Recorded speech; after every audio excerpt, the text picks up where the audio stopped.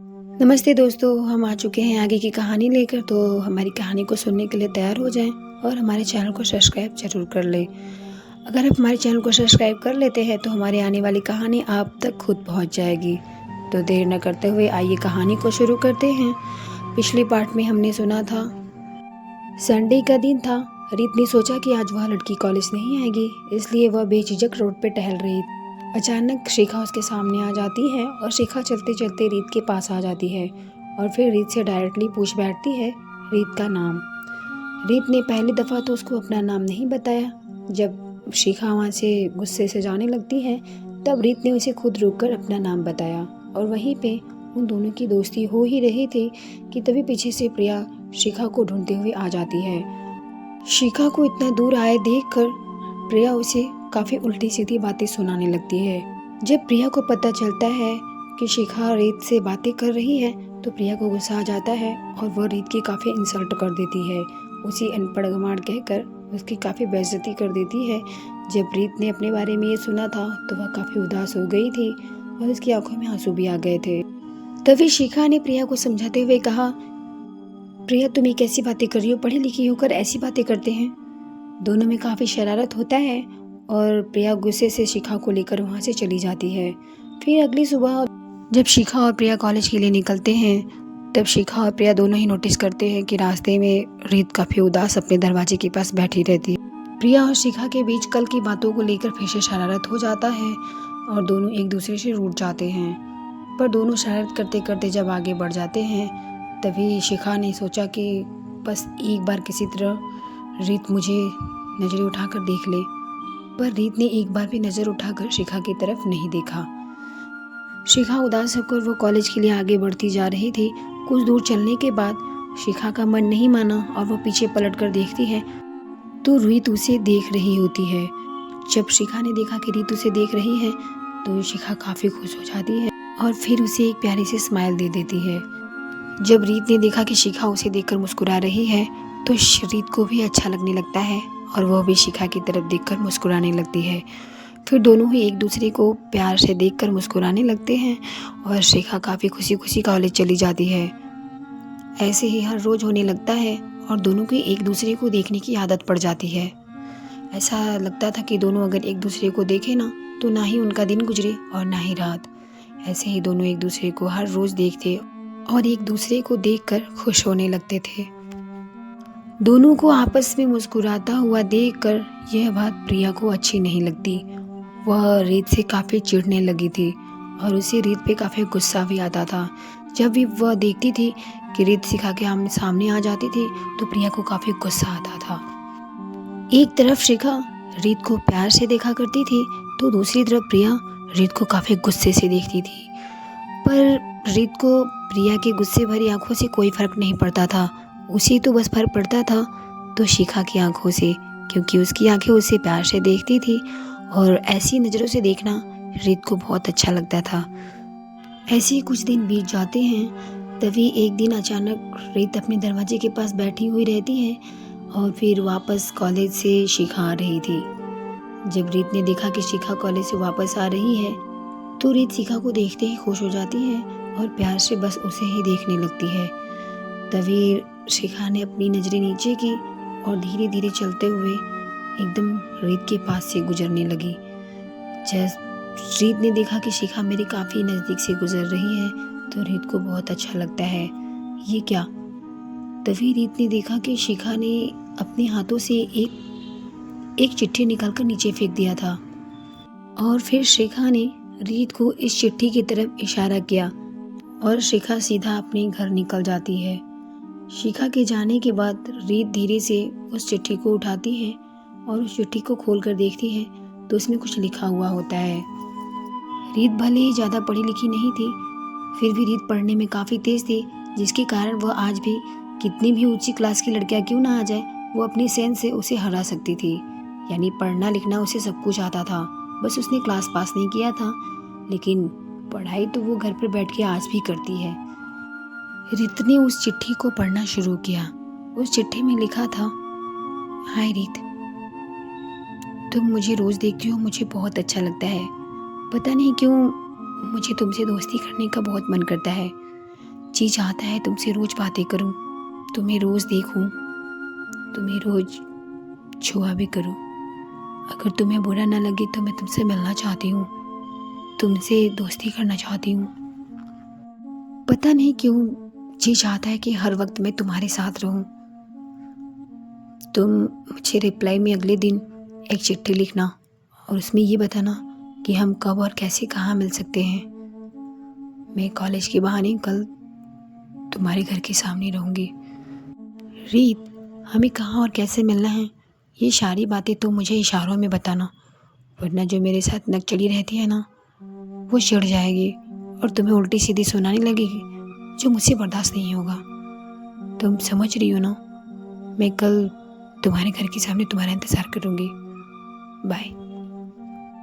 जैसे ही रीत ने चिट्ठी पढ़ी और पढ़कर इतना खुश होने लगी, ऐसा लग रहा था कि वो आसमान में उड़ने लगी है। उसके मन में एक मीठी मीठी सी बेचैनी होने लगी थी और उसका मन ही मन उड़ना सी, उसके चेहरे पे एक अजीब सी स्माइल आ गई थी। अब रीत भी शिखा से मिलने के लिए बेताब हुई जा रही थी और वह कल का इंतज़ार करने लगती है। रात किसी तरह वह इधर उधर करवटें बदल कर बिताती है। फिर जैसे ही अगली सुबह कॉलेज का टाइम होता है, रीत अच्छे से सज धज कर तैयार होकर अपने हिसाब से उसके घर में जो भी नए कपड़े थे उसने पहन रखे थे। रीत रोज के मुकाबले आज काफ़ी अलग लग रही थी। उसकी माँ भी कहती है, रीत बेटा, आज तूने नए कपड़े पहने हैं, कहीं जा रही हो क्या? नहीं माँ, मैं कहीं जा नहीं रही हूँ, बस ऐसे ही मन कर दिया। आज मन कर रहा था माँ, प्लीज़ कुछ बोलो मत, आज पहन लेने दो ना। अरे मैं कहाँ कुछ बोल रही हूँ, तो पहनना, तेरे कपड़े हैं, जैसे मन करे जब मन करे तब पहन। देखेंगे नहीं हम किसी तरह तुझे एक और ड्रेस लाएंगे। ठीक है माँ। अब रीत काफ़ी अच्छे से तैयार हो जाती है और आकर अपने दरवाजे के सामने बैठ जाती है और फिर शिखा का आने का इंतज़ार करने लगती है। उसकी नज़रें बार बार उसी रास्ते पे जाके टिक जाती थी जिस रास्ते से शिखा आती थी और उसके चेहरे पे हर पल एक अजीब सी मुस्कुराहट बनी रहती थी। ऐसा लग रहा था कि वो कुछ सोच रही हो और कहीं मीठी मीठी ख्यालों में खोई थी। ऐसे ही रीत मन ही मन में मुस्कुरा रही थी, पर उसकी नज़र नहीं पड़ती। शिखा चली आ रही थी उसकी तरफ। जैसे ही शिखा उसके नज़दीक आकर खड़ी हो जाती है, अचानक से रीत अपना सर ऊपर करती है और शिखा को देखकर हैरान हो जाती है। अरे आप आ गई? तुमने कल का चिट्ठी पढ़ा? हाँ मैंने पढ़ा, पर अभी तो कॉलेज शुरू होने में आधा घंटा बाकी है, आप इतनी जल्दी आ गई। देखो, अगर मैं जल्दी नहीं आती तो वो मेरे साथ आती, अगर मेरे साथ आती तो तुमसे बात ही नहीं करने देती, इसलिए मैं आज जल्दी चल कर आ गई। उससे ये कहा है कि आज मुझे सर ने जल्दी बुलाया है, इसलिए मैं पहले जा रही हूँ, तुम अच्छे से तैयार होकर आराम से आना। मैंने उससे झूठ बोला है। तो तुमने क्या तय किया है? हम कहाँ आराम से बातें कर सकते हैं? कोई ऐसी जगह देखो, अगर हम यहाँ बातें करेंगे तो वो प्रिया आएगी तो हमें देखेगी तो डांटेगी। मुझे कहीं ऐसी जगह ले चलिए ना जहाँ वो मुझे ना देख सके। मैं अभी तो वो आधा घंटे बाद आएगी ना, तब तक मैं आपसे बातें तो कर सकती हूँ ना। तब रीत ने शिखा का हाथ पकड़ा और उसे अपने घर के पीछे एक प्यारा सा छोटा सा बगीचा था, उसे वहाँ पर लेके जाती है और वहीं पे एक बेंच भी लगा रहता है। शिखा को वहीं पर बिठा देती है और अपनी कुछ दूर बेंच के पास खड़ी हो जाती है। जैसे ही शिखा बेंच पे बैठती है, फिर वह अपनी नजरें उठाकर रीत की तरफ देखने लगती है। जब शिखा ने देखा कि रीत अपना दोनों हाथ बांधकर बेंच के पास खड़ी है और कुछ बोल नहीं रही है, पर सर नीचे किए हुए खड़ी थी, तब शिखा ने सर उठाकर कहा, रीत तुम वहाँ क्यों खड़ी हो? आओ इधर बैठो। नहीं नहीं, मैं यहीं ठीक हूँ। देखो, अगर तुम उतनी दूर खड़ी रहोगी तो मैं चली जाऊँगी। अच्छा ठीक है, मैं आती हूँ। रीत घबराते हुए, थोड़ी सी हिचकिचाते हुए धीरे धीरे चलकर शिखा के पास जाती है और उसके बगल में बैठ जाती है। आज रीत को थोड़ा नर्वस तो फील हो रहा था, क्योंकि शिखा काफ़ी अमीर घर से थी और रीत काफ़ी गरीब घर से। उसके कपड़े पुराने मॉडल के थे और शिखा के काफ़ी अच्छी ड्रेस थी, महंगी भी थी। उसके पास बैठने में वो कतरा रही थी। जिस तरह से प्रिया ने रीत की इंसल्ट की थी, बार बार प्रिया की बातें रीत के दिमाग में गूंजती है, इसीलिए वह शिखा के ज़्यादा नज़दीक जाने से घबराती है। रीत शिखा के पास बैठ तो जाती है, पर उन्हीं बातों में खोई खोई मन ही मन में बस कुछ सोच रही थी।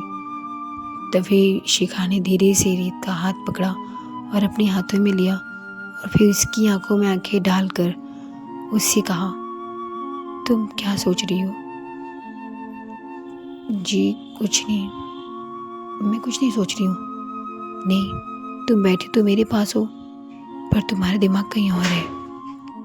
तुम मुझे बताओगी कि तुम क्या सोच रही हो? नहीं, ऐसी कोई बात नहीं है। मैं दरअसल ये सोच रही थी कि मुझ जैसी लड़की से आप दोस्ती क्यों करना चाहती हैं? मेरी तो सामने भी कोई खड़ा नहीं होना चाहता। मुझसे दोस्ती करने की तो बहुत दूर की बात है। हम लोग काफ़ी घटिया खानदान से हैं ना, गरीब और अनपढ़ गवार। हमें तो इस दुनिया में चैन से जीने का भी कोई हक नहीं है।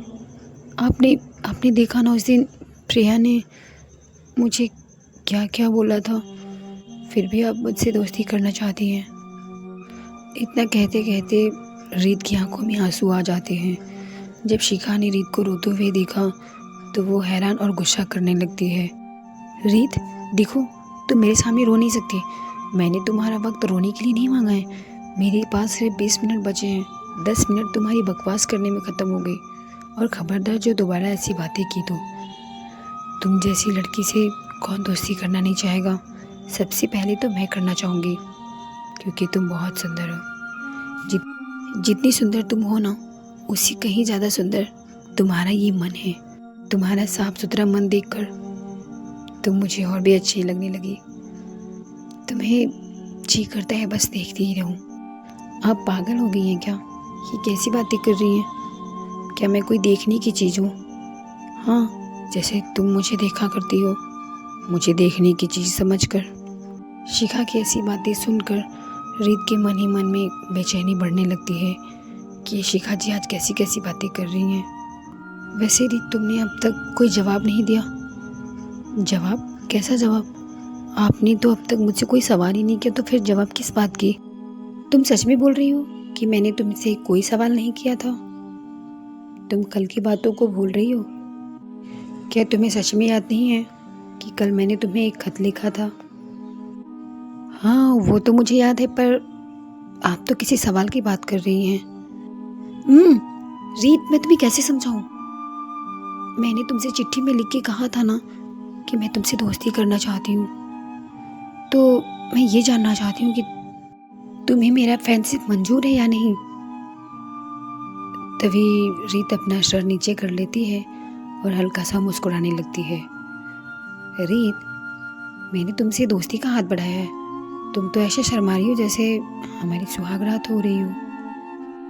धत, ये कैसी बातें कर रही हैं आप? हमारी सुहागरात?